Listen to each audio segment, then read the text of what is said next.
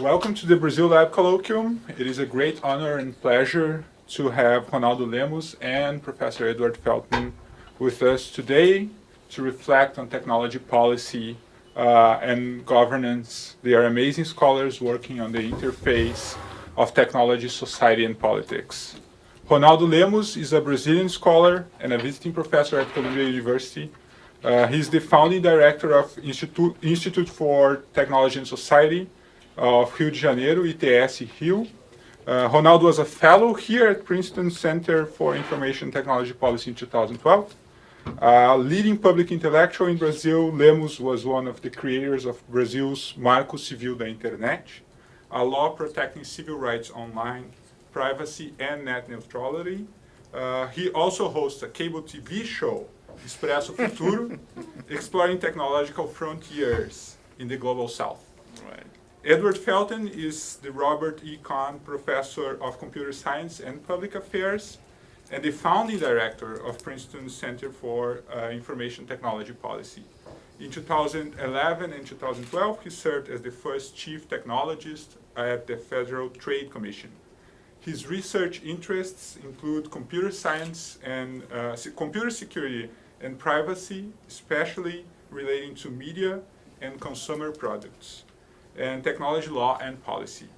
In terms of format, Ronaldo will talk for some 35 to 40 minutes, and we will then hear comments from Professor Felten, and after that we will open for questions and comments.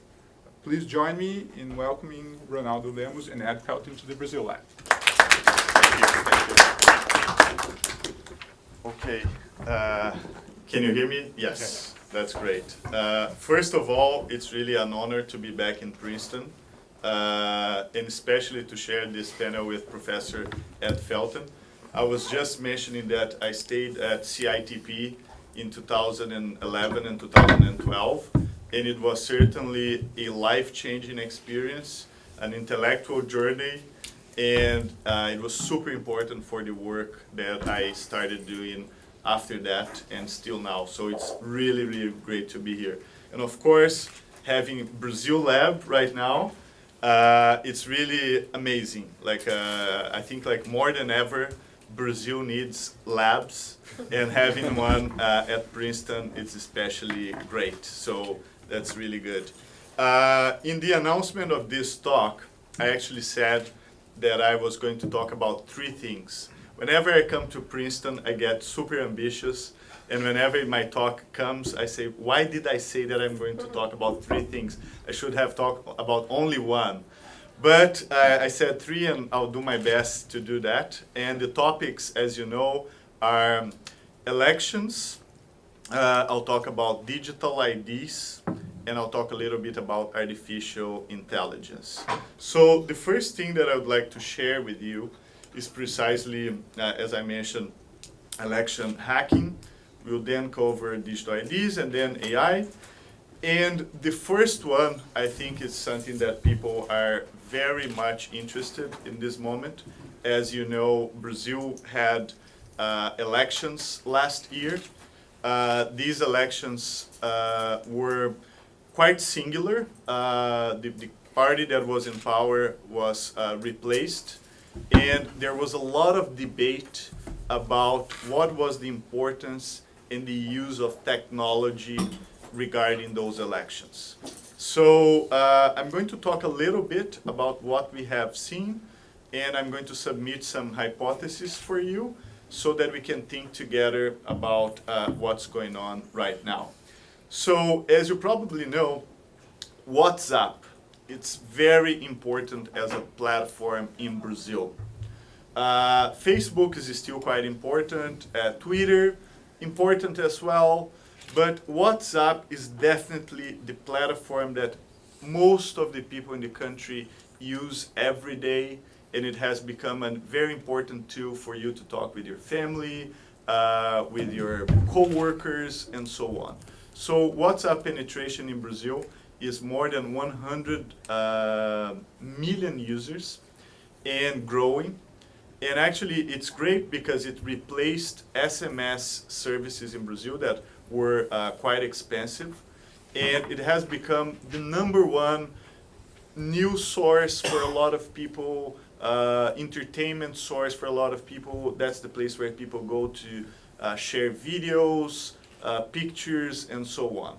So I think it's important to establish that, because the relevance of WhatsApp as a platform, it happens not only in Brazil, but in many other countries. I know that it's not so popular in the United States, but this year, 1/4 of the world population will actually have elections. So that includes India, Indonesia, Nigeria, Peru, and not by coincidence, these are also countries in which WhatsApp is the #1 platform and the most relevant platform. So what happened with Brazil, that I'm going to talk in a sec, it's almost like Brazil being the canary in the coal mine, because I think scholarship so far has been very much focused on the impact of Twitter and Facebook regarding their usage in elections.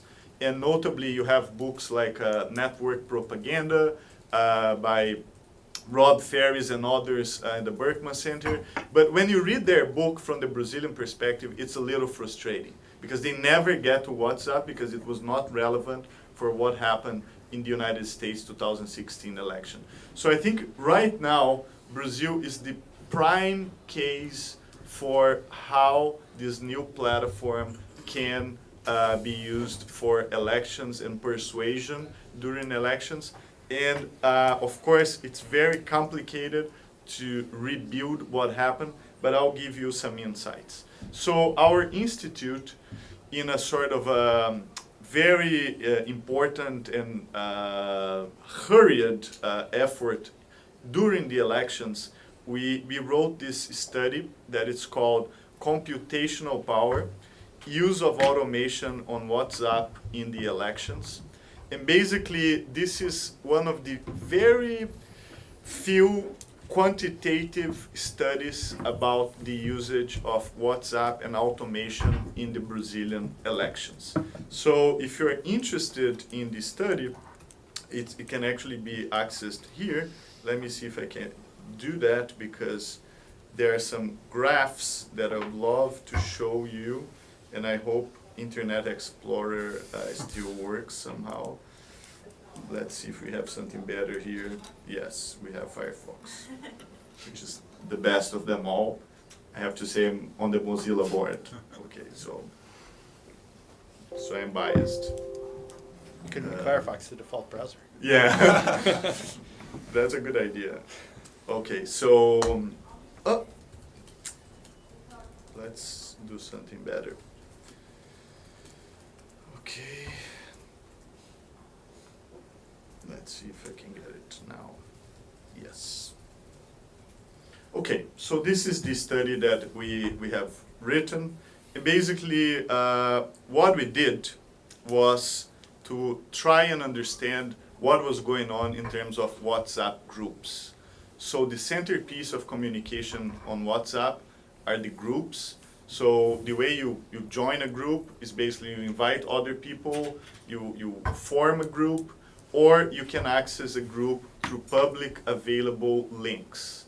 So throughout these groups, it's a lot of the information actually circulates in Brazil and so on. It's very hard to determine what is going on in the private groups, but it's a little less hard to understand what's going on in the public groups, the ones that you can actually click on them and be accepted.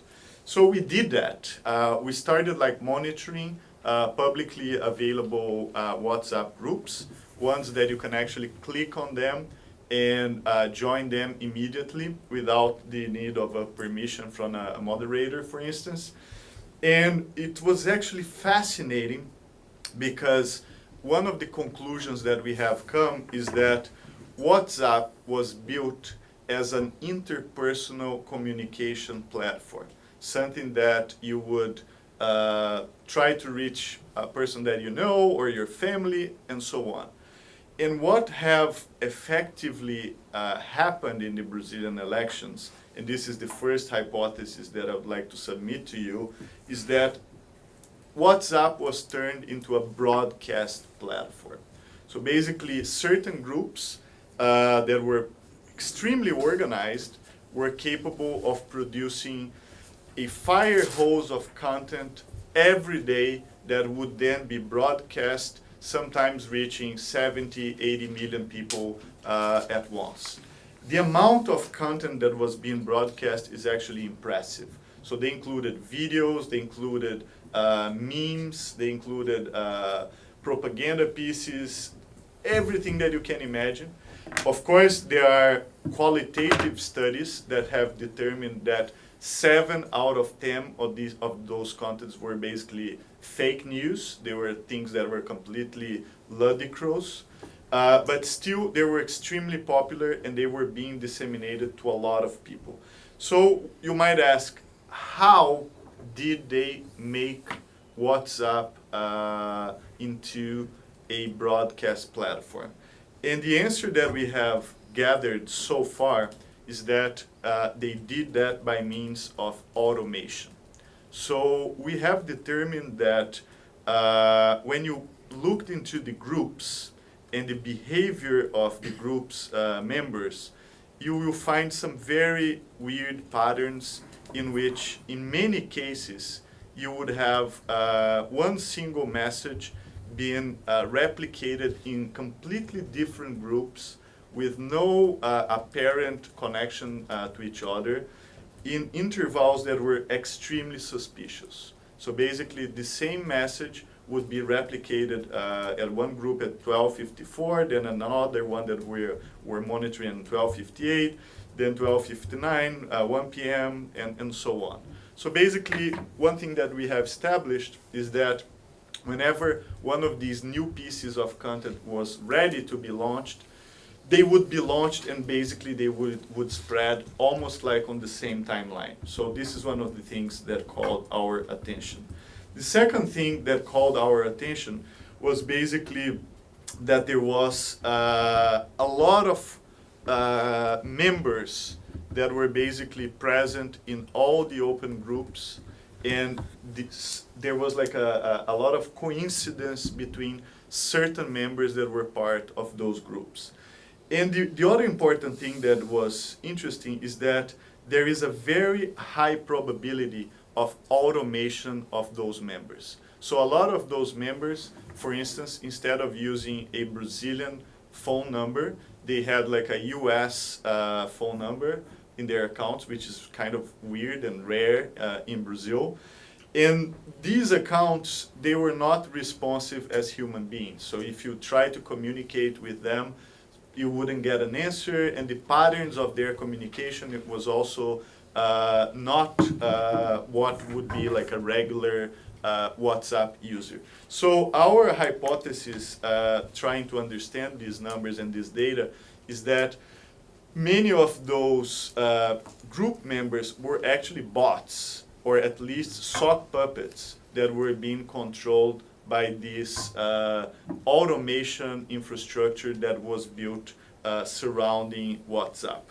And this is very relevant because if you want to speak to 80 million people at once, that costs a lot of money, regardless whether you want to do that on a broadcast TV channel or if you want to do that on the internet. So the question that we came up with is, there was a lot of computational power and a lot of infrastructure that was being put together in order to make these things happen. And the question that you have to ask is, who is basically paying for this infrastructure? Where is this money coming from, especially because it costs a lot of money? So this is a sum up of what we found. Basically, we found that there was a high probability of automated or semi-automated behavior in the WhatsApp groups. There was coordinated and symmetrical use among different users of the platform in different groups. And the distribution of administrators and participants indicate articulation capable of propagating certain messages in a broadcast fashion rather than an individual way. Of course, this is not a feature of WhatsApp, different from Facebook, in which you can buy media time and like you can boost posts. This is a feature of Facebook. In the case of WhatsApp, all this infrastructure is built outside of WhatsApp on top of the WhatsApp platform. So effectively, what we figured out is precisely that. That has turned WhatsApp into a broadcast platform.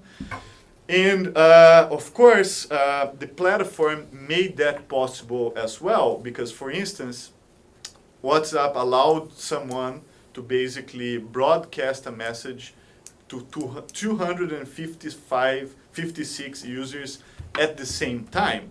So if each recipient broadcasts this message to another broadcast list, it would be 65,536 users reached, which is a lot of people being reached just by your first degree.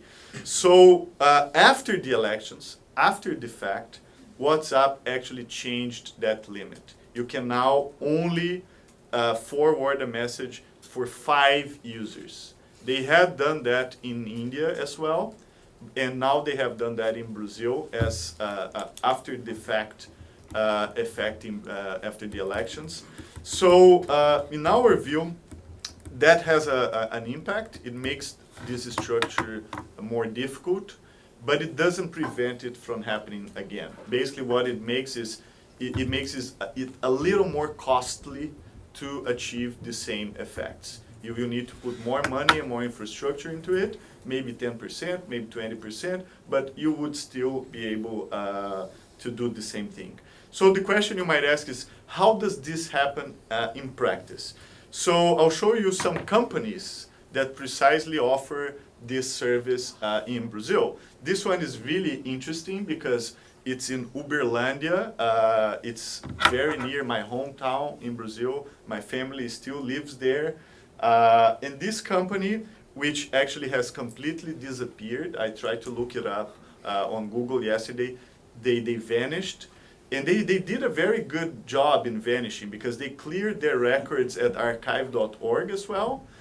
And I said, okay, archive.org is being cleared. So let me go to the archive of the Portuguese web that very few people know about, but they had cleared as well their records from there. So basically they did a quite good job in disappearing. But this other one is still actually operational.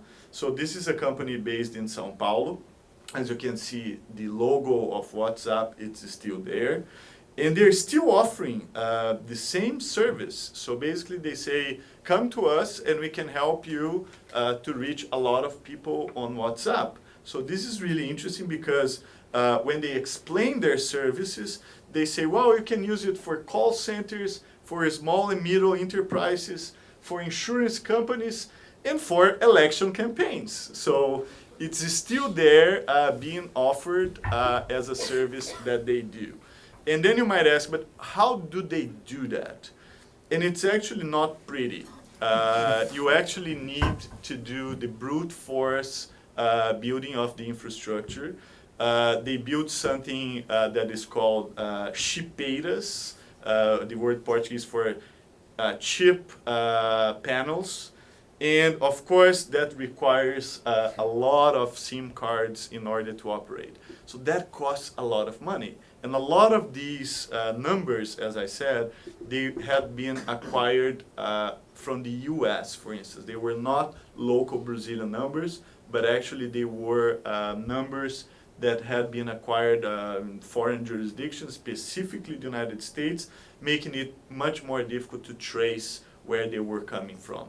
Once you build that infrastructure and you pay for it, and as you can see, it can be really expensive, you can do a lot of things. So one thing that I would like to conclude this first part about election hacking, and of course we can then talk about it later in the Q&A, is that if you have money, you can use this infrastructure in your favor in a very easy way. So in Brazil, what you had was two things. You had content production bunkers, and you had this infrastructure for disseminating this content. And of course, the content that was being disseminated was really aggressive, was really shocking. It had a lot of shock value on it.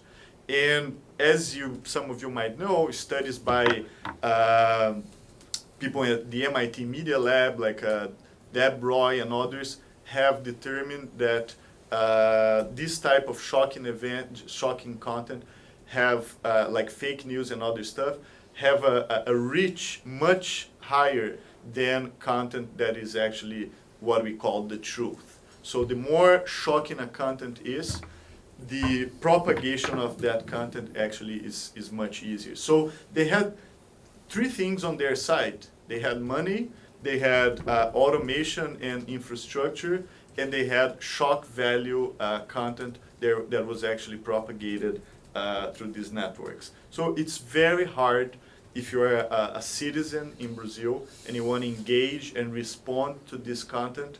Your chances of doing that is basically zero, because you cannot compare with the computational power that is on the other side. You'll be obliterated if you want to engage as a citizen in this political debate. Maybe you disagree with some of this content and basically you want to raise your hand and basically say something about it.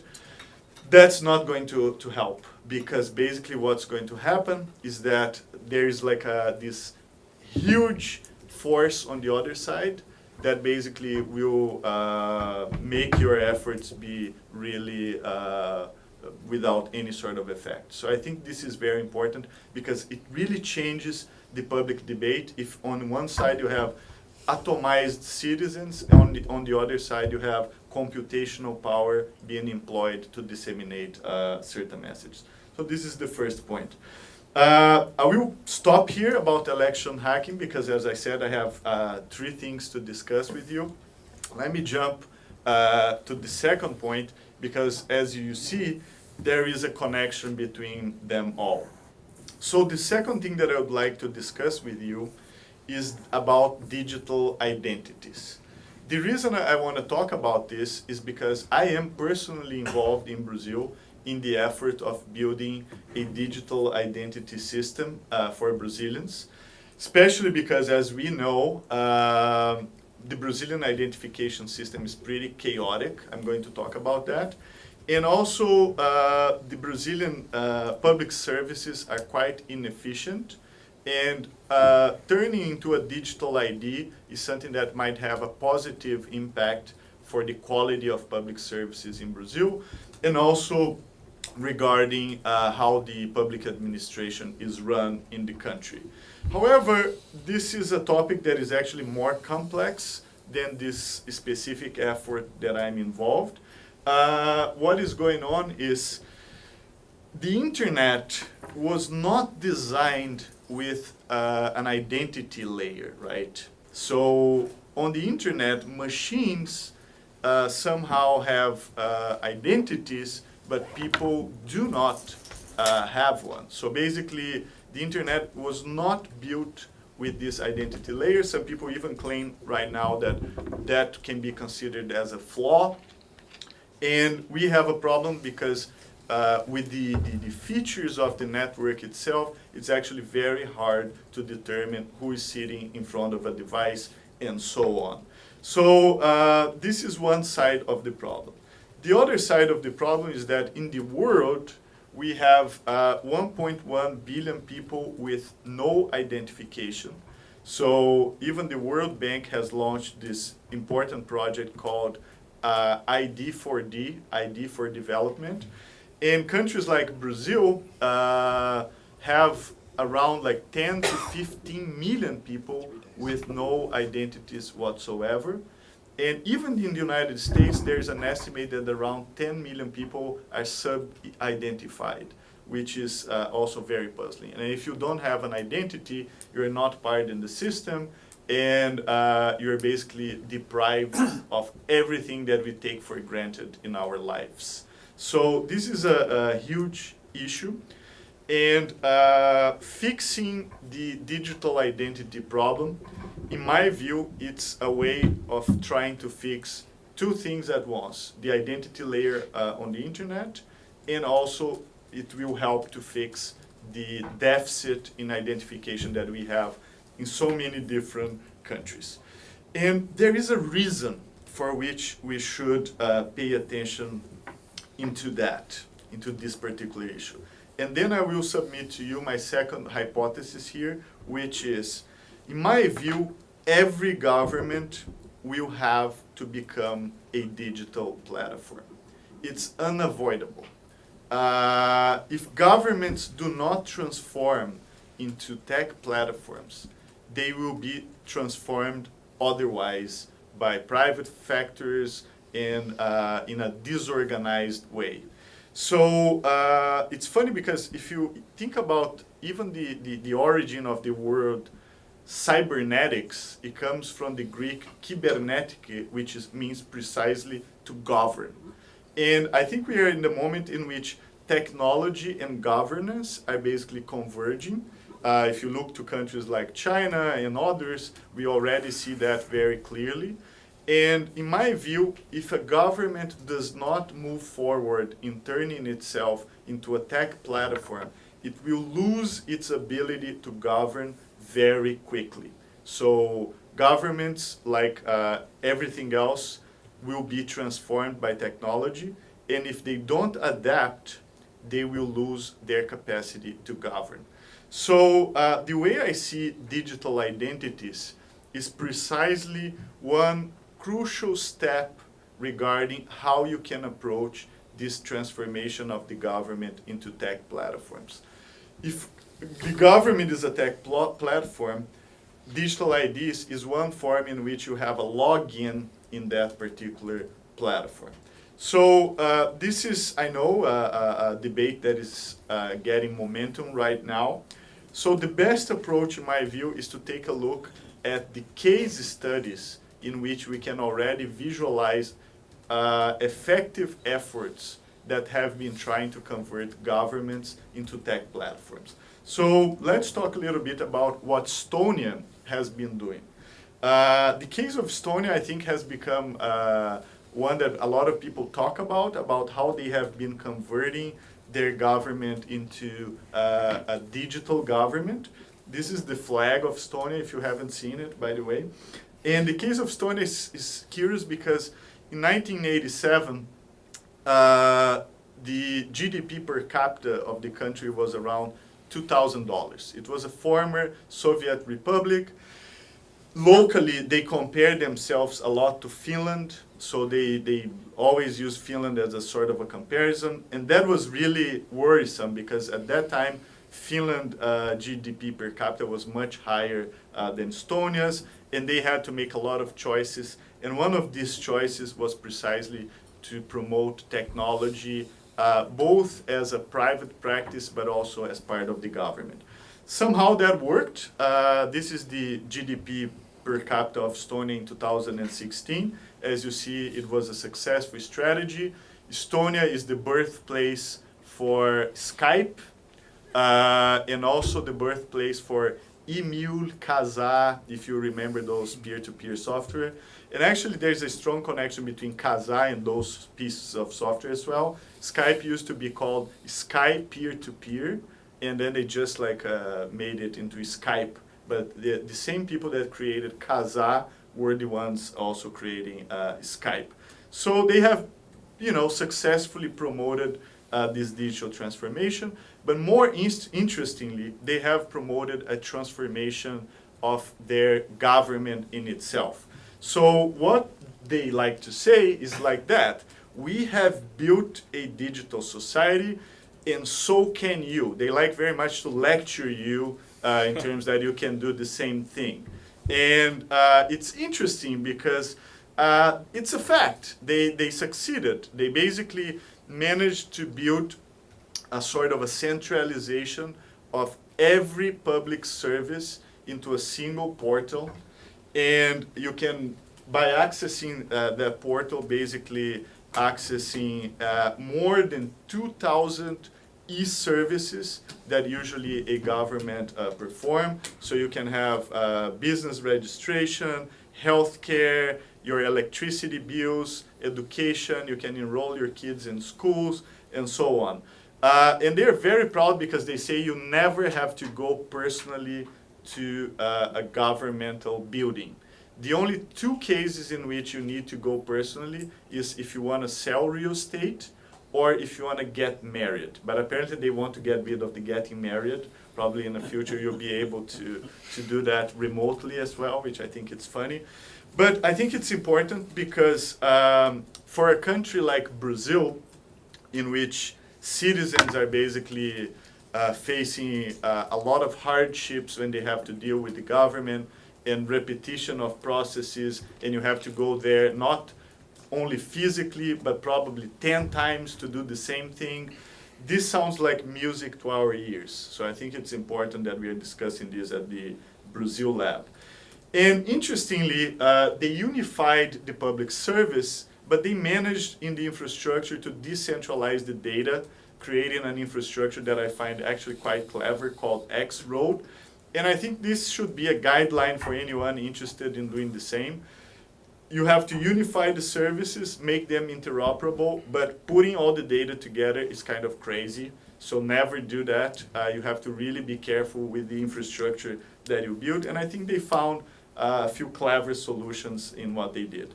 But the overall idea is one citizen, one identity. And basically this is the physical representation of the Estonian e-identity. So every citizen of Estonia has this card in which they can use and access the entire set of governmental services through it. Estonia has become so efficient that they are now exporting their citizenship. So they created a program called e-residency program in which any person around the world can apply. And if you apply, you receive a card just like that. Like there's a person who did this recently, like as you can see. So this is a picture of me when I got my e-citizenship from Estonia. I don't have any connections to Estonia. I've never been there. I don't speak Estonian at all. And this is not a visa, so I'm not sure if I can actually get physically into Estonia. But with this card, I can plug it into my computer, and I can open a company in Estonia in 15 minutes. Remembering that in Brazil, I need 79 days to open a company right now, according to the World Bank. But in Estonia, I can do that in 15 minutes. So they created something which I find actually interesting, which is this idea of government as a service. Governments might compete with each other for efficiency. And they might actually try and get as many digital residents as they can, because they can create companies, they can pay taxes, they can, use certain benefits that are more efficient than in their home countries, and so on. So it's funny because the population of Estonia is really tiny. They have 1.3 million residents, but their goal in 10 years is to get 10 million e-residents. They already have 45,000. They're still far from getting 10 million, but their plan is basically to attract a lot of e-residents and to get this digital identity for everyone that would like to apply for it internationally. So this is really interesting, and particularly for Brazil, this is really inspiring. But some people might say, but Ronaldo, Estonia is a little small, right? What do you do? Brazil has 200 million people. How would you apply this really small-scale project into a country like Brazil? Okay, so let's talk about India. Because India, this is the flag of India, has done pretty much the same. So India has built a digital identity infrastructure that is called Aadhaar, and they're basically building a stack which they basically divide into 4 different layers. They divide their digital ID stack into a presence-less layer, a paperless layer, a cashless layer, and a consent layer in which you need to actually to get permission in order to get your data moved.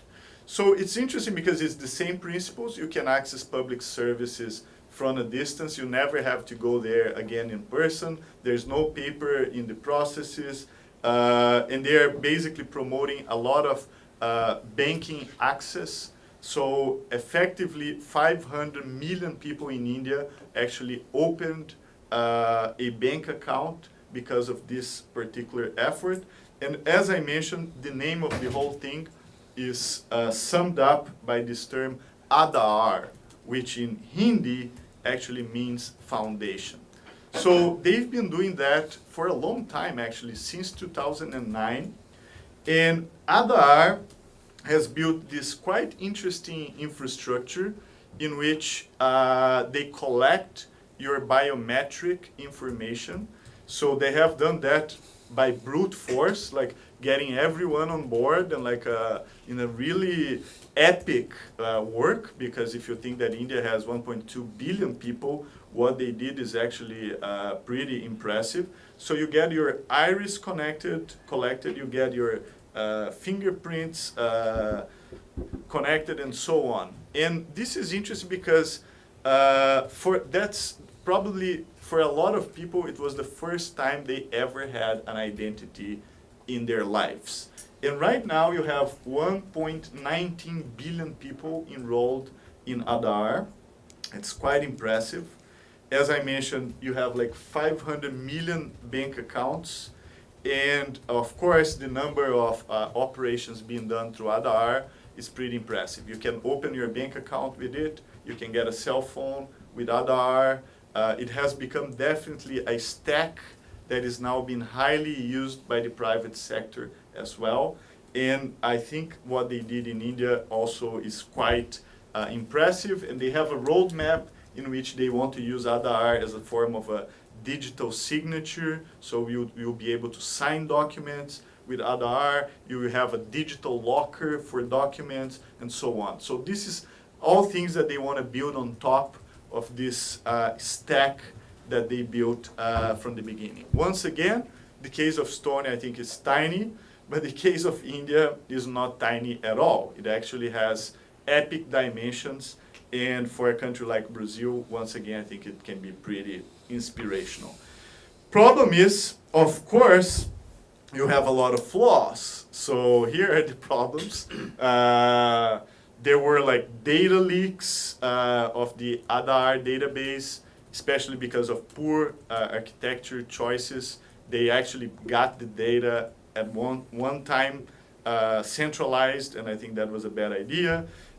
So basically, they had been facing quite a lot of threats and problems with the Aadhaar system. Not that it has changed or been abolished, not at all. It's becoming more and more strengthened, but they had a lot of problems in the past. And of course, even Estonia also had to revamp completely their system for cryptographic keys recently, because also they had like quite a few flaws.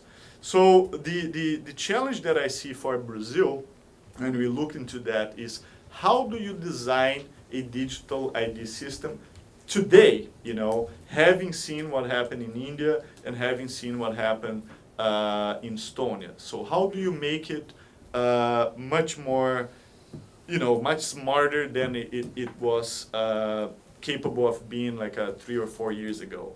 So before I talk a little bit about that, let me just talk about the chaos of the Brazilian identification system. And I'm sure like all the Brazilians in the room will feel really nostalgic right now, because in Brazil, IDs are actually issued by the states. So this is an article by Brazilian newspaper Folha de São Paulo, in which a reporter was capable to basically get 9 different IDs in 9 different states. So effectively, he could apply for 9 Bolsa Familias, 9 you know, Social Security support, and a lot of things like that. More than that, this is the story, sorry, it's in Portuguese, of a guy that had 47 voting certificates, 43 ID cards, and also 2 military reservation certificates. And very recently, the Brazilian IRS realized that our taxpayer enrollment numbers, CPFs, 47,000 of them was being used by more than one person. So this is chaotic, and we live this experience in our daily lives in Brazil. There is no coordination whatsoever between the Brazilian states. There is no interoperable database. You can be a criminal in one state, and in the other state you'll be just fine. You can be fined with your car in one state, and that fine will never get to you because your license plate is from another state. So it's pretty chaotic. And of course, there is a very hard decision that has to be made as well. Don't want to get into too much in the specifics, but it's very different what you have as registration certificates, identities, and administrative numbers. Just to give you a sense, Social Security number in the United States is not an identity, it's an administrative number. Identity is what proves that you are who you are. That's why an identity has your fingerprint on it, or is attached to your iris, and so on.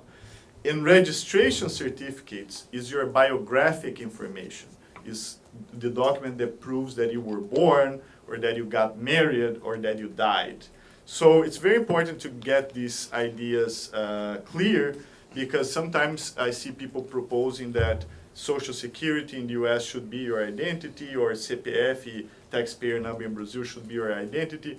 That's not what it was designed to be done. So it's very important to have these points when you're thinking about identity, because actually, if you see this recent study by the Inter-American Development Bank, the Brazilian cost of this chaos is actually $7 billion per year. So we are basically paying a lot of money for this inefficiency. So what is the government doing? The government came up with a great idea. Let's use technology.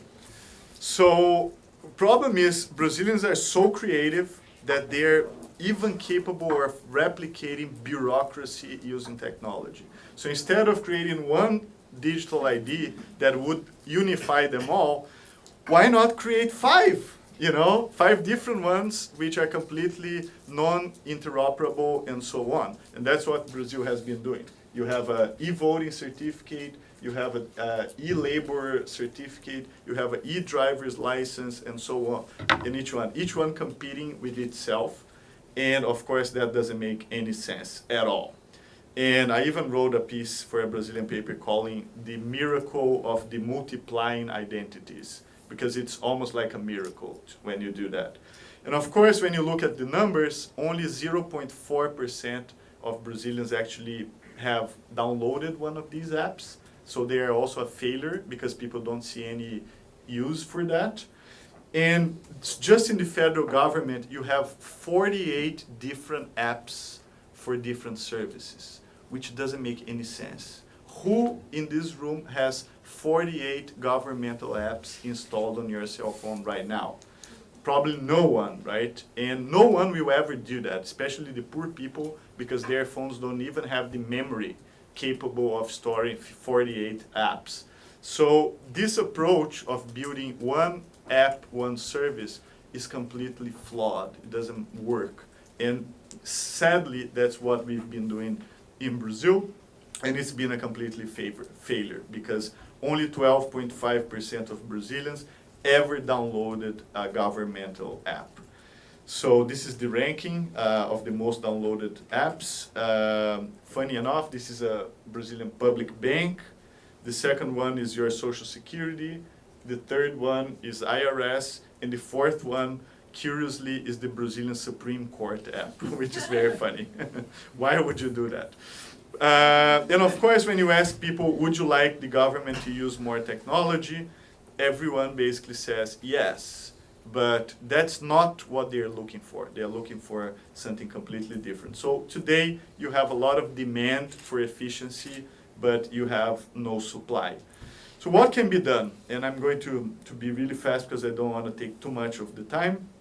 One thing that we have been doing in our institute, we created this project called the Map of Information. So Brazil has a lot of maps. It has maps of mineral resources, of roads, but the federal government doesn't have a clue where the information is.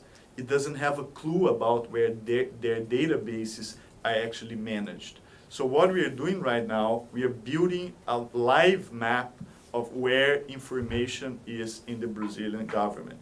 Actually, our designer deserves a prize because in real life it's much more disorganized than this.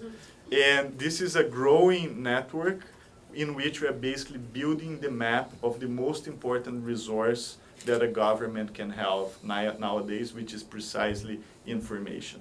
So this is a work in progress.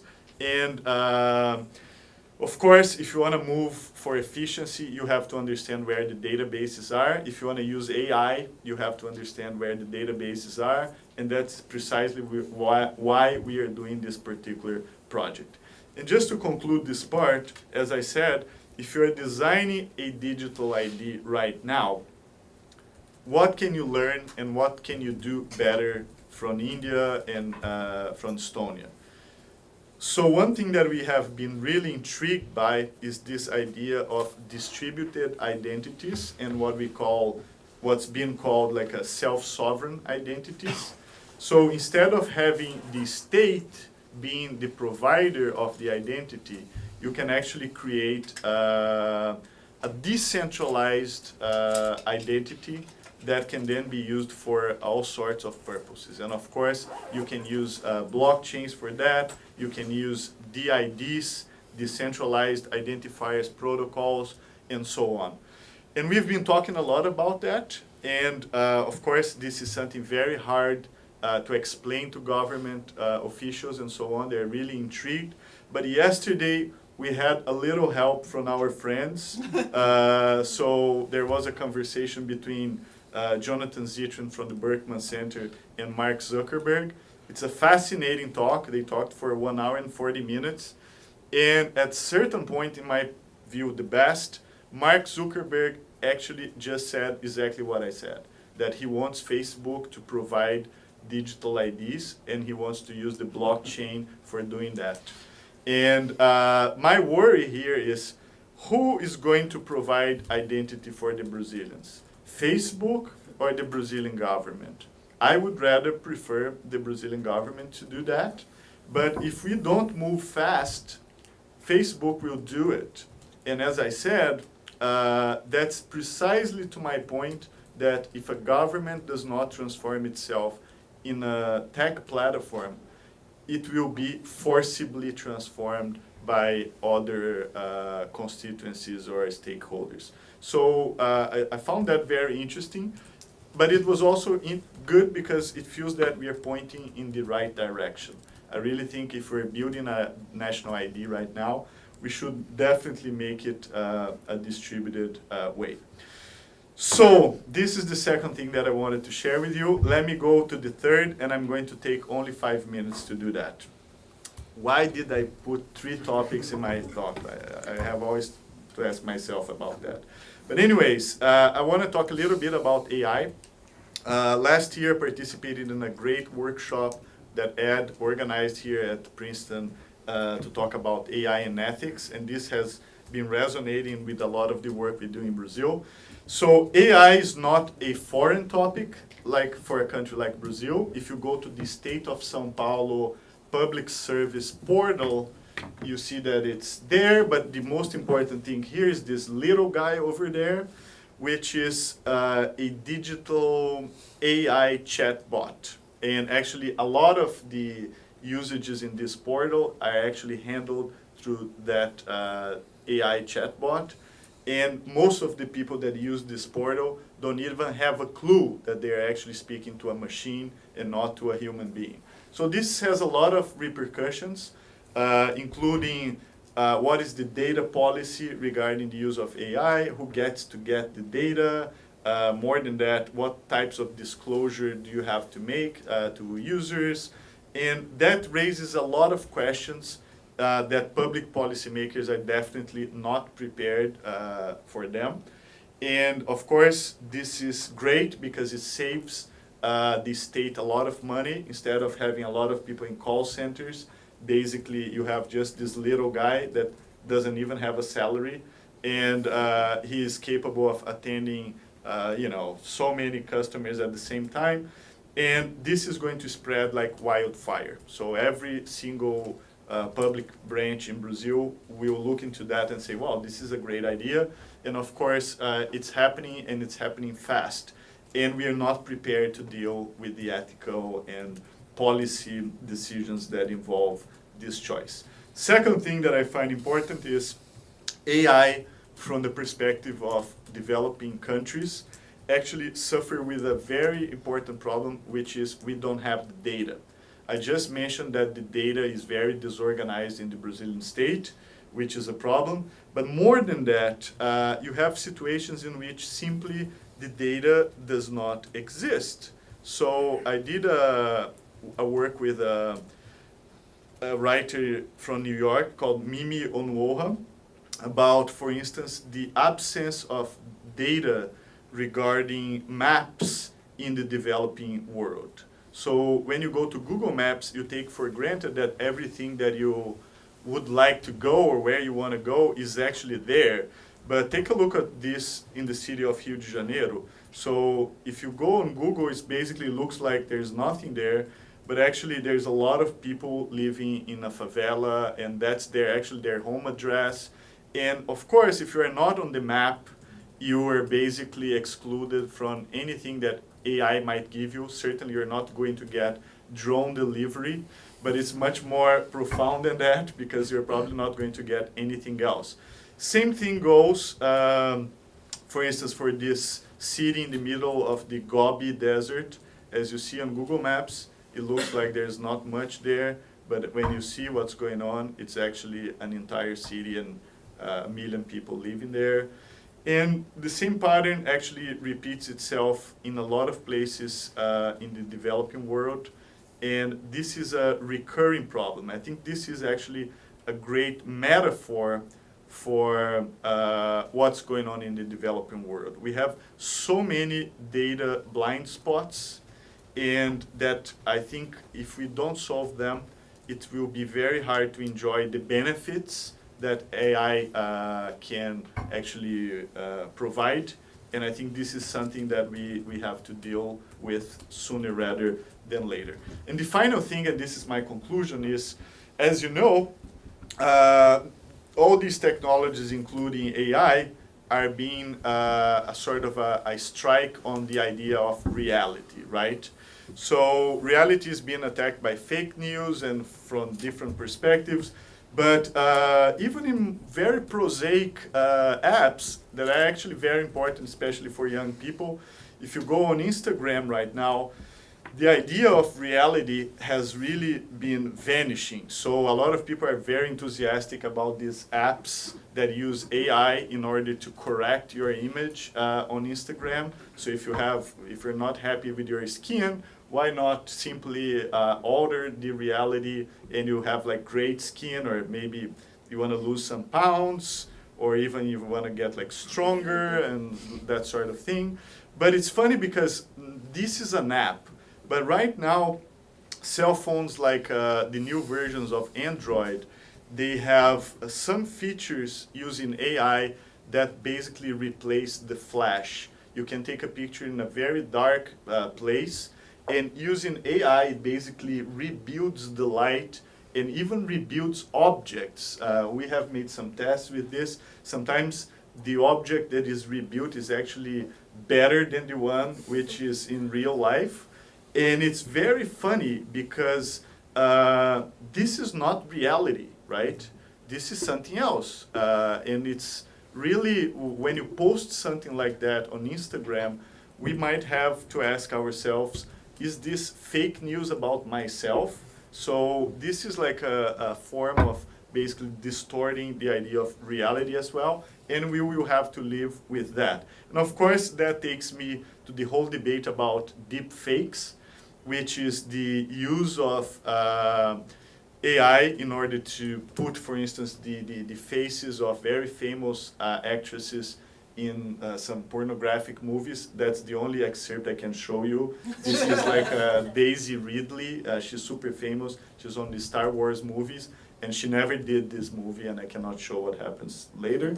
But this funny project as well that wants to put the face of Nicolas Cage in every single actor or actress that ever been on the movies, right? So this is Nicolas Cage as Lois Lane, or very popular videos with Obama and so on, and the capability of basically generating faces of people that do not exist, like these on the screen. These people, they were not born. This is simply images of people generated by AI. And in Brazil, you can see a lot of these being used as Twitter profiles and that sort of stuff. So you can do that very easily as well. And in the Brazilian elections, as I said, Brazil is the canary in the coal mine. We had our very first case of deepfakes. And this is really puzzling because this is the governor of São Paulo. And 2 days before the elections, as every Brazilian will know, there was a sex video of him, allegedly him, being publicized on WhatsApp, And it's funny because I have seen 2 expert reports about these videos claiming exactly the opposite. One basically says this is clearly a deep fake, and then there's an analysis of how his face was actually put on top of this guy that was in this situation. And the other guy was basically said, of course, this is not a deep fake. There is like a lightning pattern on the face. Everything actually matches. Everything's all right. If you ask me, is this a deep fake or not? The answer I have for you is, I don't know. I don't have a clue. I don't know if the governor of São Paulo ever joined this party or not. It's very hard to say. So it's already a problem, and it's going to be increasingly a problem. So just to conclude, the title of my talk is How Can Brazil Avoid Tech Dystopia? I'm not sure if it can. I think it's going to be very hard, so we have to fasten our seatbelts. But I know one thing for sure. Fixing the digital ID issue might actually help, because the ID problem goes directly in connection with this problem. So one of the approaches for fixing the deepfakes, for instance, is that you start to certify images that were actually captured from reality itself. I know it's a very imperfect solution, but the fact that we don't have an ID layer actually puts even more pressure on this idea of reality and everything that we have been debating. So that's why in Brazil, at least, I've been advocating for this idea of how to build a digital ID system. And I'm sure this will have a positive impact for fake news and also for IoT system security, and a lot of other things. So I think that might be a sensible approach to start at least raising this debate. That's all I had for us. Thank you so much.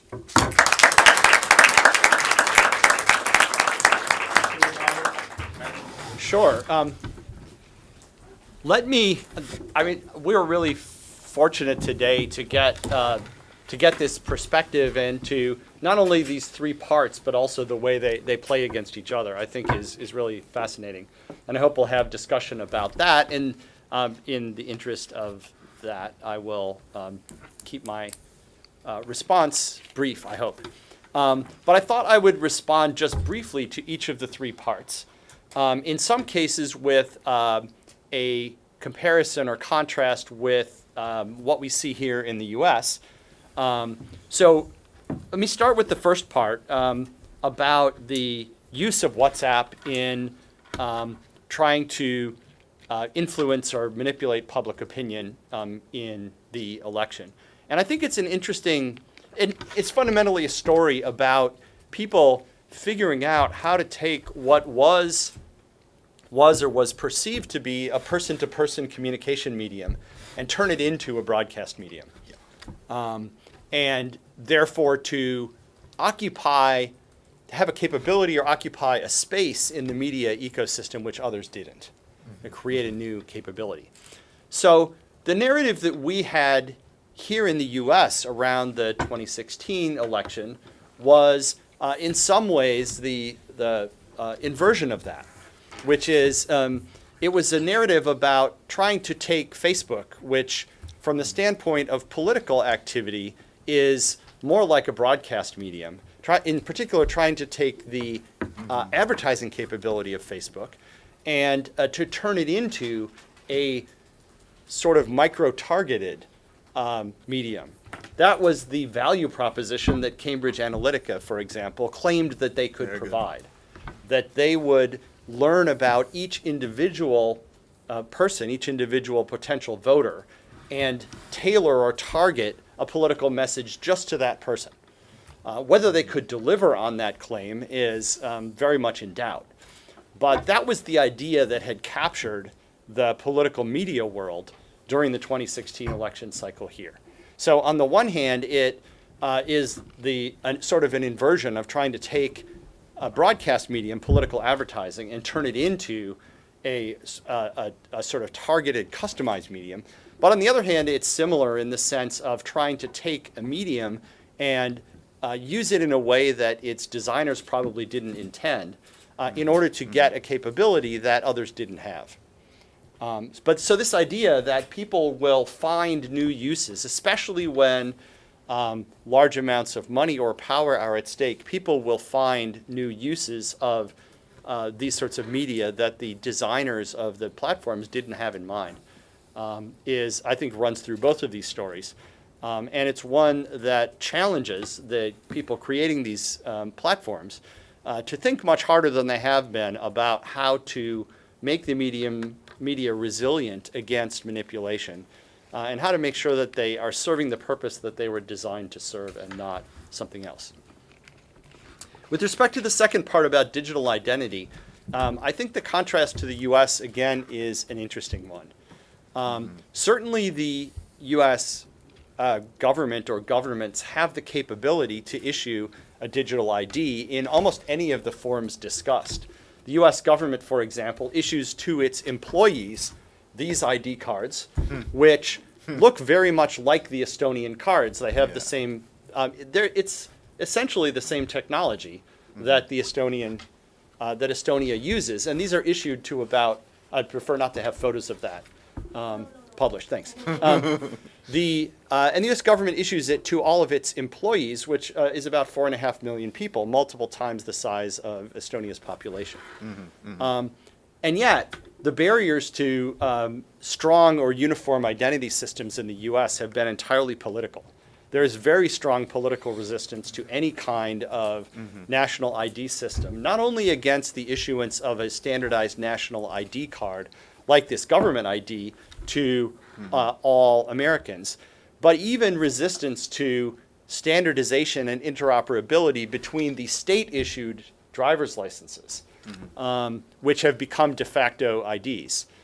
There's a law called the Real ID Act, which passed some years ago, which has tried to mandate interoperability and some security standards for the state-issued ID cards. And there's been strong resistance to that and a continued tug of war in which the federal government tries to enforce compliance for, by example, saying it will not accept non-compliant state IDs for purposes like travel or identification at the courthouse or other sorts of functions, and states repeatedly refusing to comply and the federal government retreating.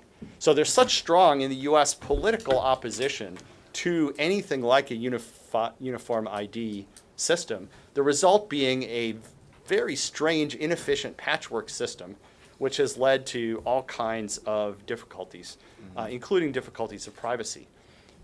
As the commercial sector tries to compensate for the lack of a standard uniform ID, or even the existence of an ID number that they are allowed to use for identification purposes, they try to compensate by simply collecting as much information as possible about everybody in order to make mostly correct inferences about which activities come from the same person.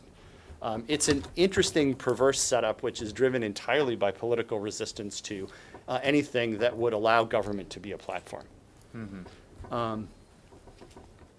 That's fascinating. The final piece is around this idea of deep fakes. And here I think we're undergoing a transition in an interesting way. So it's been the case for a long time that claimed accounts of facts that are offered in the form of text are easily forged. And we have strong institutional, cultural, and intellectual defenses, maybe not strong enough always, but in fact we have a well-developed set of practices that are designed to help us determine which of these language-based assertions of fact we should accept. But it's well understood that just because something appears in words, it's not to be taken literally. Some of the interesting research on how people deal with information presented to them is done on university students. And the studies show that university students are skeptical of photographic evidence, but not of old photographic evidence. A black and white picture that looks like it was taken in the 1920s or 30s is taken as authoritative, but a photo that looks like it was taken recently, in recent years, is not taken as authoritative because students understand that these things are easily photoshopped or manipulated. At a more sophisticated technological level, there's the whole game of trying to detect manipulation and trying to manipulate in ways that are not detectable and so on. But in everyday life, at least young people who have grown up in this environment now don't take photographic evidence as authoritative in any sense. They do take video evidence as authoritative currently, but one has to believe that's going to change. And that more and more we're going to be in the situation with respect to photographs and video that we are with words, where the fact that something is presented in a medium counts for little on the side of it being true or accurate or ever having happened. But instead, we look to institutions, we look to trust in individuals. In consuming media, we care much more about sources and practices. At least sophisticated users of these ecosystems do. And we do much more work to evaluate plausibility and backing evidence and so on. I think that's the world we are going to get to. And it's not hopeless. We have, at least within our memory, been in a situation where we could mostly tell which text we should believe about factual matters in the world.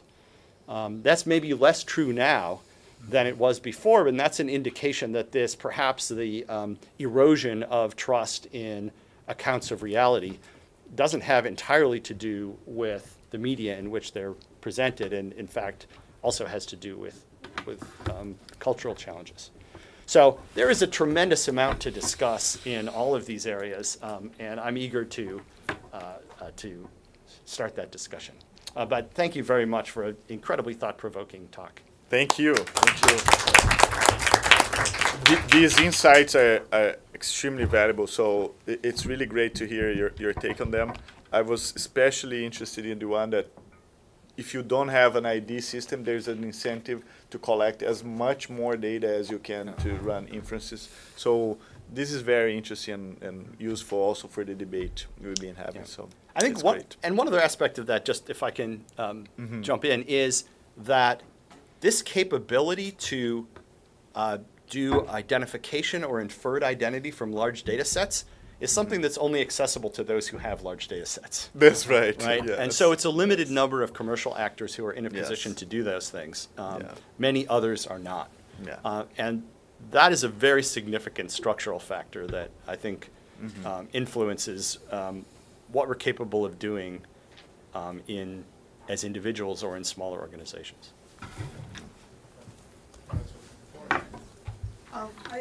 What you just brought up is also first, thank you. That was a phenomenal talk. That was just amazing. Thank you. And I look forward to reading everything afterwards. That was just great. But I'm really interested because I may have to like change my political position right now. I'm not an expert in privacy, but I'm a liberal Democrat, a British liberal Democrat, and I thought that digital ID was a bad thing. So I understand what you're saying because of the anarchy that you're talking about. Yeah. I would just like to still hear, I thought Ed was very agnostic in a way in what he just said, which I take the give and take that maybe this is, and I've been talking about that a bit too, about that maybe we're just in a different world and we have to deal with privacy in a different way than we did before. But I would just like to hear you say anything negative, if you could think of any downsides, and a little bit more of what Ed really thinks about what he's currently recommending to people. Sure. Should I give ahead, it a try? please. Okay. It's interesting because I come from a privacy background, and that's very relevant and a centerpiece of the work that I do. So, of course, I'm skeptical about digital IDs as well. However, one thing that I think, and I think Ed is completely right, is regardless whether you want it or not, you already have multiple digital IDs. You just don't know about it, but it's a matter of fact. And it's funny because the only player that actually could have one and use it for something that is clearly beneficial for citizens if you have a good governance model in place is actually the state. So the problem, in my view, is no longer the digital ID in itself, but the kind of governance that we will put together in order to make these IDs actually be good. Of course, that involves architectural decisions. So in my view, right now, I'm very favorable to a much more distributed identity system than one that is primarily run by the government exclusively. But I think if you put like certain checks and balances in the way that a digital ID system is built, you might mitigate a lot of those concerns. So I think one of the interesting aspects of digital ID systems is there is so much flexibility in how they are designed, and they can be done in a way which is less privacy protective. That seems to be the default, or in a way that's more privacy protective. And as an example of the sort of features that might be more privacy protective, you can have ID systems that limit what information is disclosed when someone checks your ID. Right? Currently, we have these state-issued driver's licenses as the standard ID in the US, and this has all kinds of information about me on it, right? Which is not needed by most people who see this, right? If I go into a bar and order a drink, and in the unlikely event that they wonder if I'm 21 years old, they might ask to see my ID. What they need is a proof that this person in front of them is 21 or older. They do not need to know, they don't need to know my date of birth, although it's on here. They don't need to know my home address, although it's on here. If I show this to the waiter, I'm revealing a lot of information that I don't need to reveal. With digital IDs, you can build a system in which age verification can be a feature, or verification that I am a New Jersey voter, or verification that, of any of these other things. Verification that it's my birthday today, so I'd like a free piece of cake. All of those things are possible with digital ID systems. There's so much more flexibility, and yet when people think about digital ID, the tendency seems to be just to produce something like this, which produces a large volume of information to everyone who asks to check it. Right? Digital ID systems can be built so that only certain parties can even extract or access the information. Right? There's so much flexibility in how they're done, and so I think it's hard to evaluate in the abstract what the impact of a digital ID would be. And do you think it's best done by governments? I mean, you just said these things. I think government is the only body that can do it in a really authoritative way. And so many of the,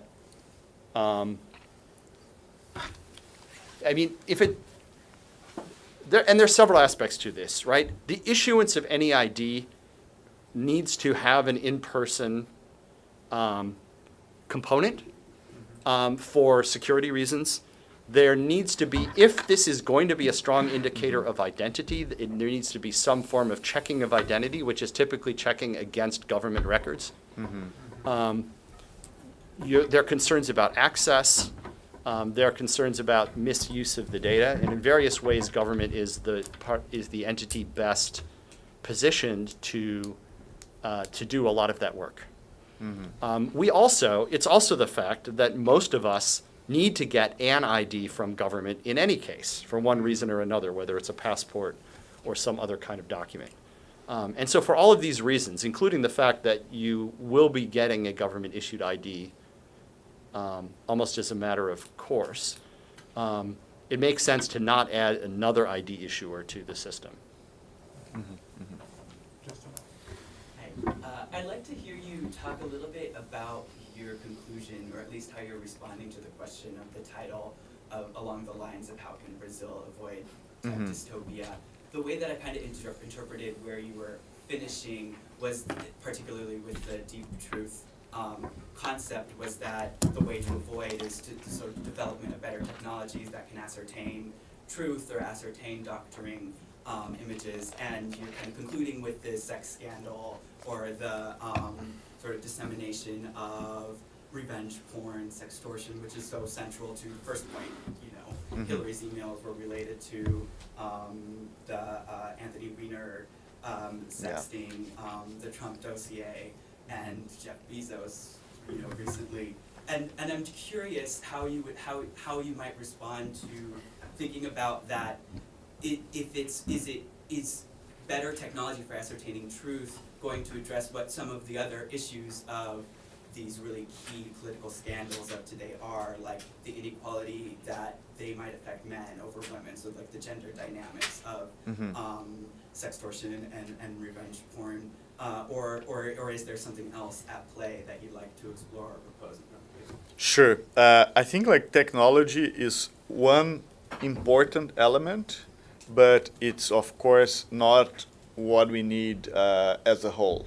So definitely, I think like we are going to have to make a lot of hard technology choices in the next few years, and we cannot wait for another president to come. These choices are going to have to be made right now.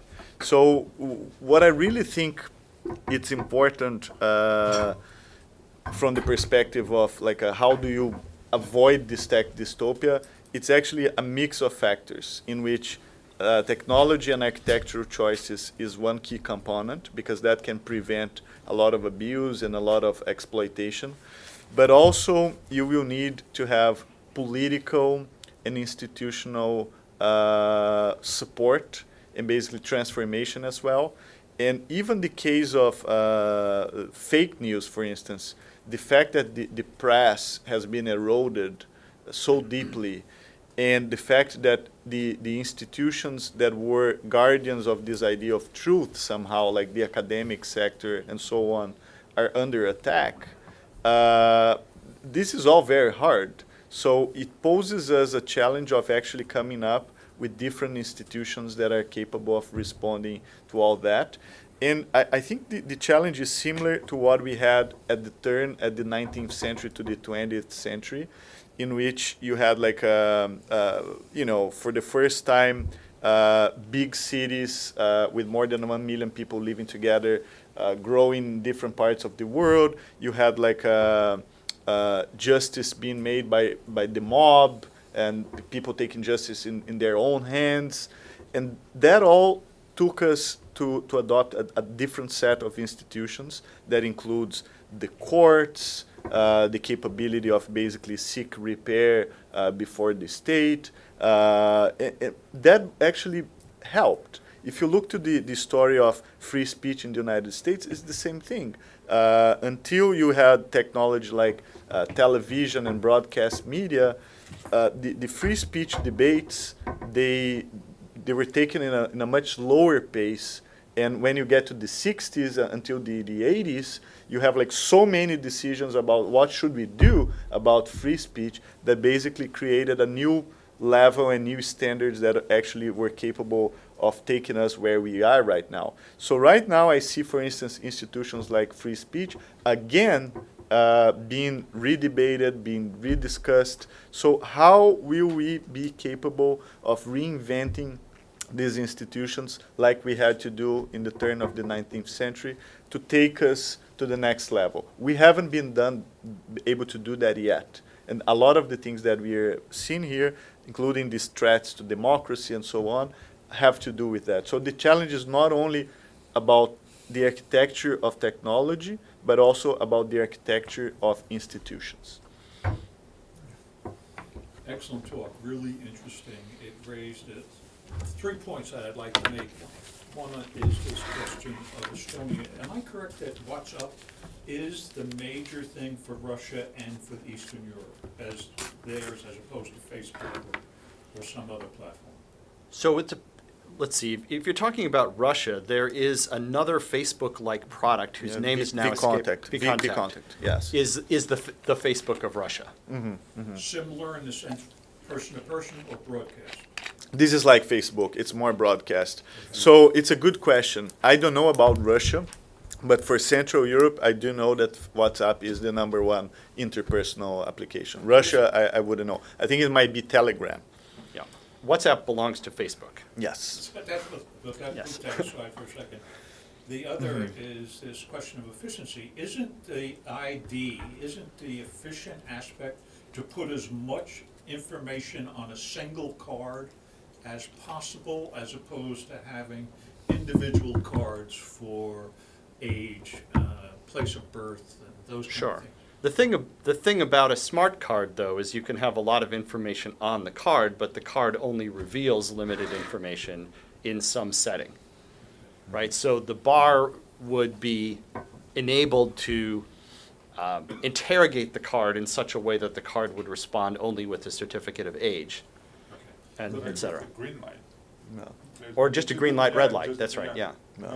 My last point, really, as a criminal defense lawyer, I see very serious problems for the justice system, both in criminal and civil, and the rules of evidence for the authentication of documents, and the fact that a system that was developed at Princeton, which is, I can't remember its name, but publishes all of the documents that are publicly filed. Court documents, federal court documents, yes. Now- Recap. The capacity to begin to alter those kind of documents, as well as when the woman took your picture, you didn't want to show your card.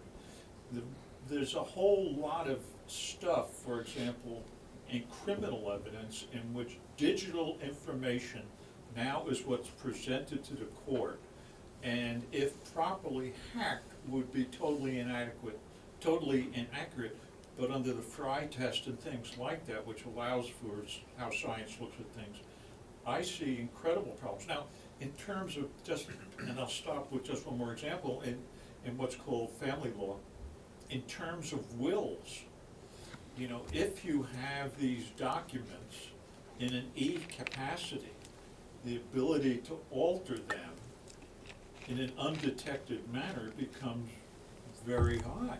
So I see that the whole problem that I have is that you're beginning to collect a vast amount of data with a technology that has an incredible capacity to be abused. And if you're talking about you need money to do it, well, we're now seeing governments doing that, and the impact on civil liberties and privacy and things like that is immense. If I can talk a little bit about that, that is precisely a matter of architecture. Because if you build a digital ID in the terms that Ed mentioned, it can actually be a shield. Because not even the state is capable of accessing your data unless you give permission.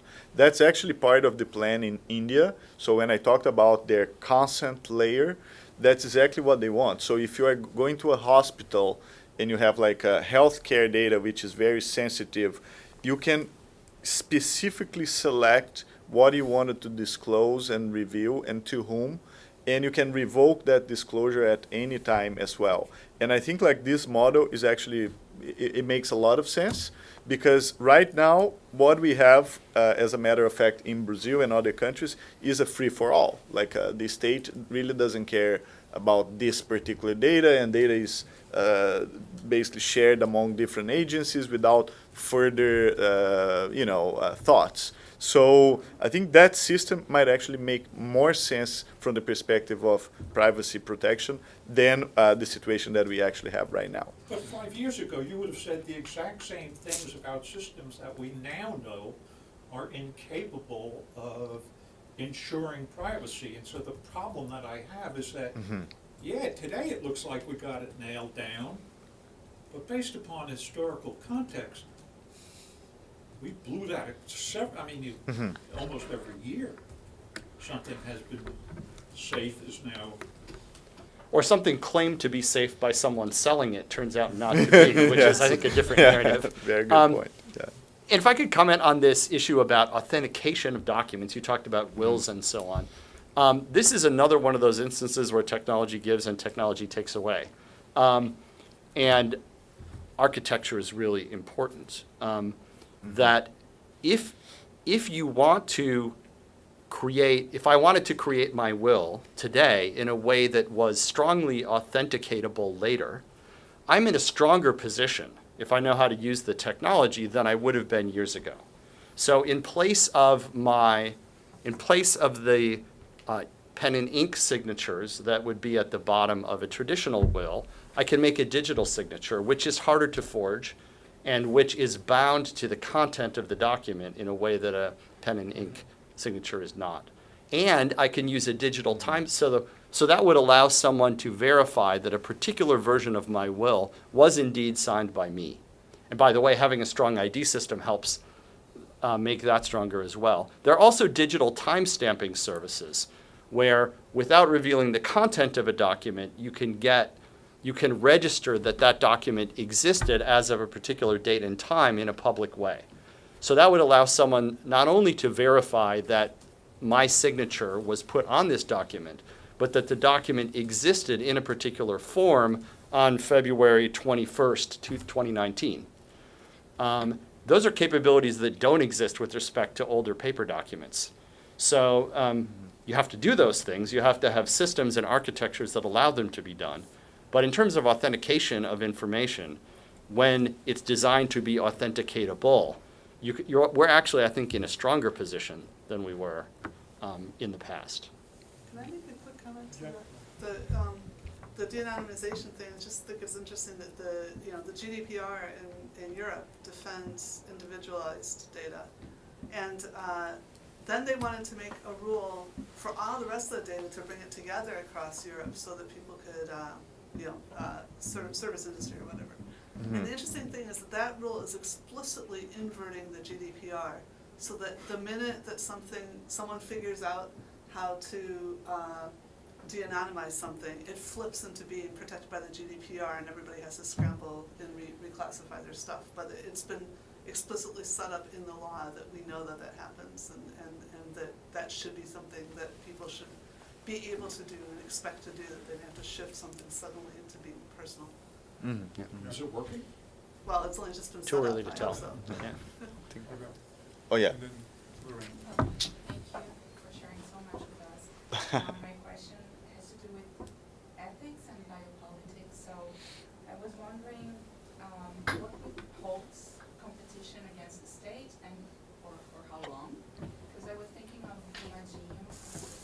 Yeah. And as authorities are looking for their bodies, and since the beginning I was thinking if everyone had an iPhone, maybe those digitals could be mapped, or when is Apple going to step in, or some company, and say, oh, I can help with the identification of the bodies, because Yemi was asking for X-rays of Yes. then from dentists and families to come in and give some genetic material for identification. So I still see, I don't know, I'm asking you about the role of Sure. the body and biopolitics and all of this technology. I mean, what's the role of biotechnology? It's a great question. And for those of you who don't know, there was a huge accident in Brazil in which a lot of mud from a mining site basically killed.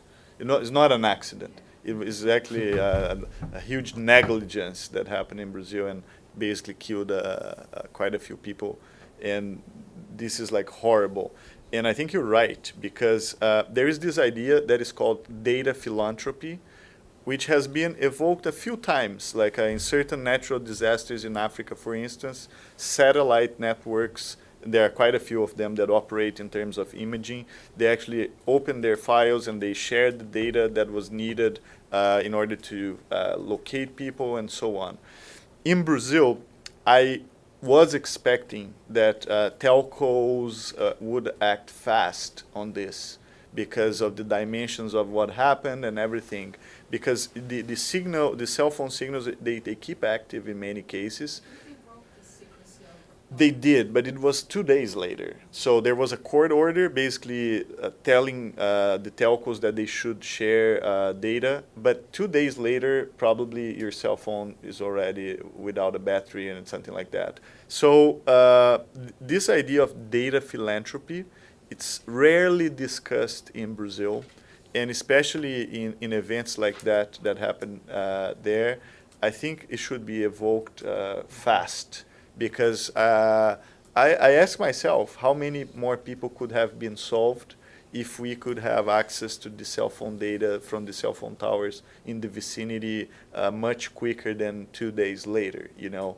So sometimes companies are very proactive in doing this. I've seen that happening. But sometimes they are not, and because they might not even realize that there is an impact that they could do. So pushing for this idea of data philanthropy for humanitarian purposes, I think it's crucial, and it's a very good point that you raised that. So first, I was wondering where you got those photos that you posted initially of like the phones lined up, and then also I was wondering if you could talk a little bit about what I described these public WhatsApp groups, like how do people share the links to them? Do they tend to be like around geographical things or interests, or how many of them are explicitly political? And then like what size are they? The example used was only like 300 people, but I thought many of them were much, much bigger. And then also I wanted to know if you saw any evidence for, like, I know one of the strategies that the Russians used on Facebook was like setting up a group about one topic and then like slowly shifting it to be more political. Yes. Did you see evidence of that, of groups that were not just like kind of hijacked by someone political, but like specifically created to deceive people? That's great. Jump in? Sure. Is it legal To do to do that? exactly what? To spread, political propaganda using WhatsApp without my consent, for example. Okay. Let me was address that. receiving- Okay. So about the pictures, those two that I've shown, they come from Folha de São Paulo. Folha did an amazing investigation about the usage of WhatsApp. Folha is a major Brazilian newspaper, and I took those pictures directly from one of their key articles. And about the groups and the strategy that you mentioned, you're very right. That same strategy was used in WhatsApp in Brazil as well. So basically, people would create groups about recipes or celebrities or like a religion, and it would say, "Oh, great! It's a group about religion. I'm going to join."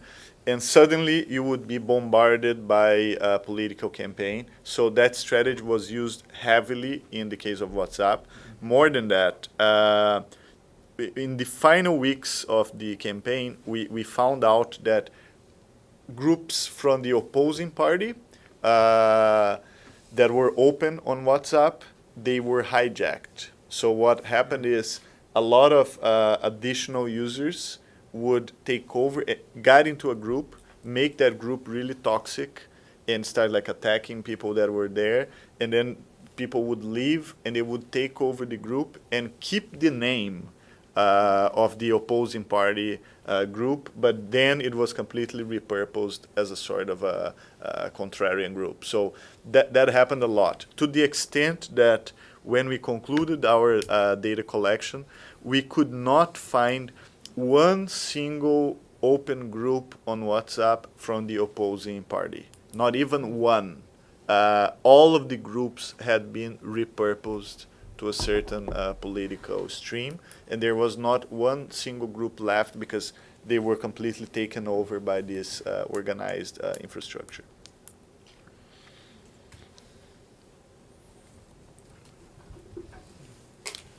I was wondering if you could talk a little bit more about this distributed way of keeping data of individuals, because on one hand, I guess by merging things you could provide better services, like design better policies, because you know what people are doing on multiple fronts. So how do you kind of deal with this trade-off?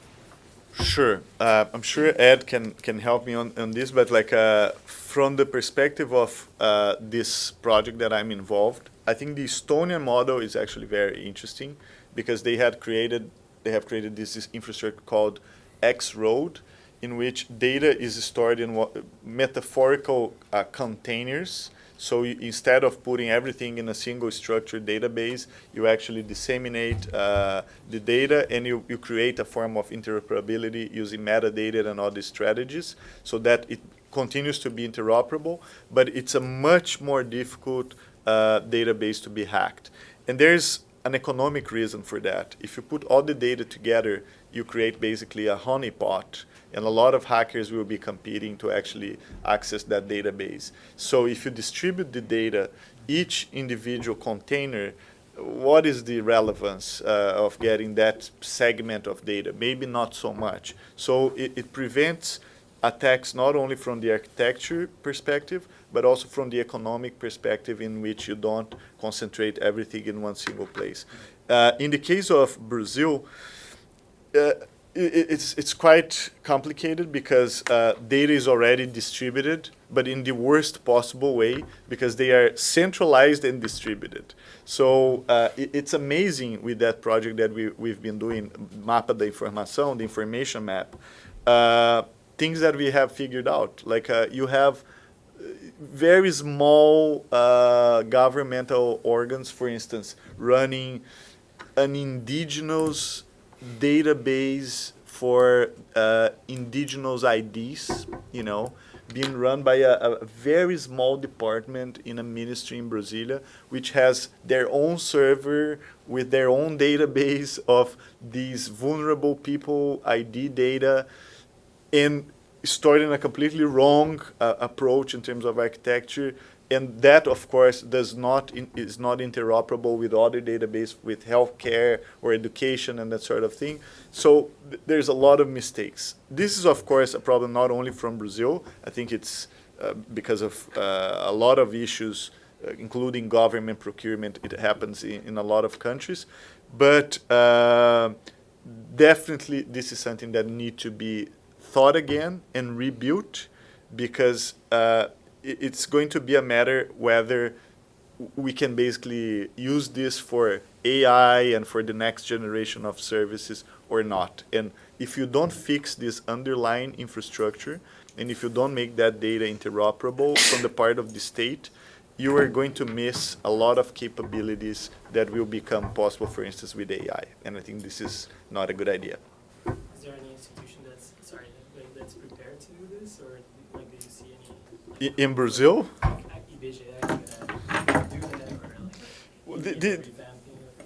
The general rule is that people still don't have a clue about this. The level of sophistication is very small. So one role our organization, our institute has been trying to play is to basically to raise these issues, show why they are important, and so on.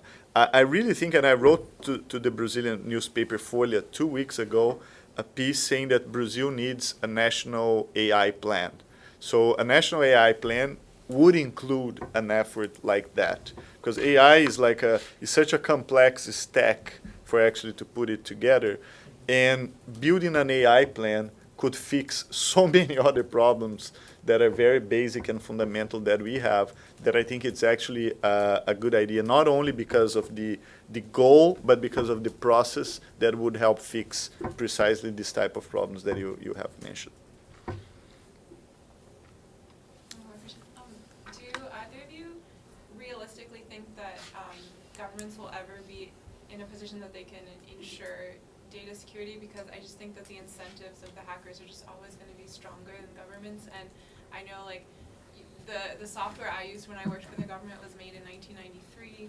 Like, Right. how are they competing for the best computer science people versus these like sexy tech companies? I don't know. Such a great question. This is very hard. The state of cybersecurity in a country like Brazil is really precarious, and we had so many demonstrations of that last week, in which you had like a lot of conversations from the president leaking to the press. Not only one or two, but basically 18 or 21 or something. So stuff that president was using WhatsApp to basically send voice messages to his ministries and that sort of stuff. And 3 minutes later, it was published on a newspaper because it was leaked. So the president should not be using WhatsApp in the first place. And the president probably should not be using a regular phone, you know. And so this is like something that is very hard, and I think they might have learned a lesson or two during this week. But I think that might be a wake-up call. But the point is, it's very hard to promote AI and cybersecurity in the state because it's very hard to compete for talent. You're very right. The approach that I find that is sensible for this, you have to create a specialized body in the government in which you put everyone together, either in cybersecurity or AI, and that body becomes a matrix with other organizations. Would be a mistake to get a small, tiny AI department in every different organ, because you get a lot of people frustrated very quickly. So the way that I would approach this is like concentrate your effort in one like stack. From that stack, you will build interfaces with other governmental agencies, and that stack can actually lead to change in different places. The same approach, I think, is valid for cybersecurity and also AI, because otherwise it's something that you're not capable of doing. This comes back to the question we asked right back towards the beginning. I mean, again, the European example is that the countries that were organized and had well-organized data are the ones where all the Jews were wiped out. You know, it's. I just sort of feel like I may trust, you know, Google more than any national government, maybe any national government. Yeah. But certainly a lot of national governments. And would be great to hear from you, because you have such an amazing experience with the government. How do you think like a country like Brazil could approach solving this cybersecurity and AI? I mean, I think there are several several considerations here, which you raised in your question. There are fundamental difficulties that the cybersecurity landscape seems to favor attackers over defenders. And that's not going to change in the short run, or even the medium run, probably. Number one. And number two is questions of resource, right? You talked about the 1993 software, and a lot of the difficulties have to do with governments being unwilling to, or policymakers being unwilling to do what's necessary to modernize the systems. I'm a bit more optimistic about recruiting of technical talent into government. There have been some notable successes. One of the, I think, untold stories here in the U.S. government is the U.S. Digital Service, a group which aimed to bring really top talent from the tech industry into government. And with a lot of success, it grew from 0 to something like 400 people during the last few years of the Obama administration. And there's a long story about how that happened. But fundamentally, what allowed it to happen is a few things. One was that there is a growing, I think, devotion to the public good among the tech community. If not every day among the big companies, among the sort of some of the top technical people in the field. The head of the U.S. Digital Service, Mikey Dickerson, had this famous videotape speech in which he said, I woke up one morning working in the industry and realized that I was working super hard to ensure that a giant pile of money belonged to one billionaire instead of a different billionaire. And I wanted to devote my life to something else.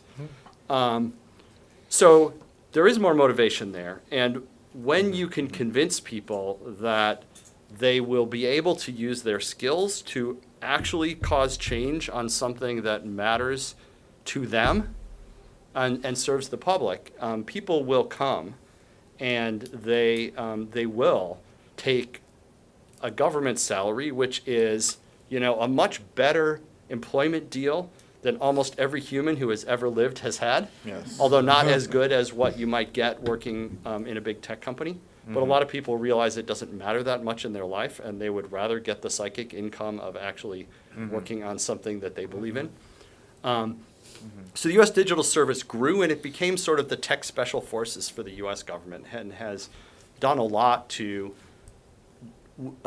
try to improve things on some of the most difficult tech and policy challenges. So there are examples of success, and I think that the tech community wants to do more. But finding that harmony with the policymakers and the policy process that allows that to happen is what's been rare. But that is something that can be done. What's the current status of that group? It's not as large as it was, but it still exists. It still has some very top people. The head of it now is a guy named Matt Cutts, who was previously one of the top technical people in Google's search team. So the folks who went there are legitimately some of the very best, most talented people in Silicon Valley. And it's still the case. So it's not as large as it was, but it has survived and is now growing again. And that's a hugely positive story. That not only that this existed, but that survived some sort of tough political times for that community. Thank you, Ed. Thank you. Thanks a lot. Thank you.